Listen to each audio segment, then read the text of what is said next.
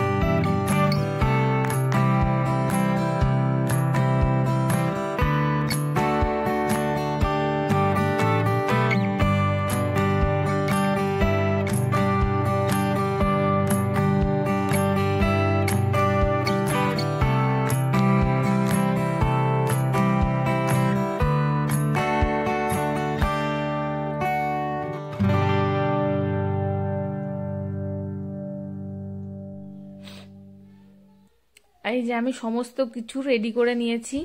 এবারে গ্যাসের ওপর তাওয়াটা বসিয়ে বেগুনের বোটা দিয়ে তাওয়াটাতে ভালো করে তেল লাগিয়ে নিলাম, যাতে ব্যাটারটা তাওয়ার ওপর দিলে লেগে না যায় বা আটকে না ধরে।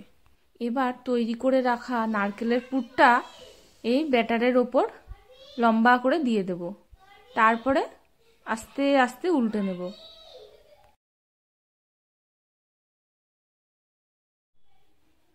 আগুনের আঁচটা একটু কমিয়ে দিতে হবে।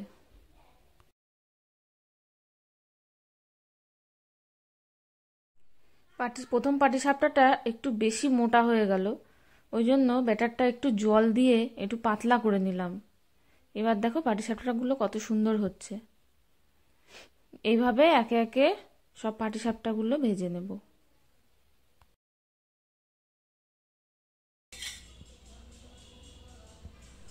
এই দেখো আমার সমস্ত পাটিসাপটা ভাজা কমপ্লিট। দেখো কি সুন্দর লাগছে আর ধোঁয়া উঠছে।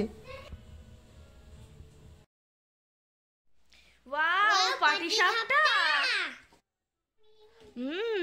My favourite. সোনা কেমন?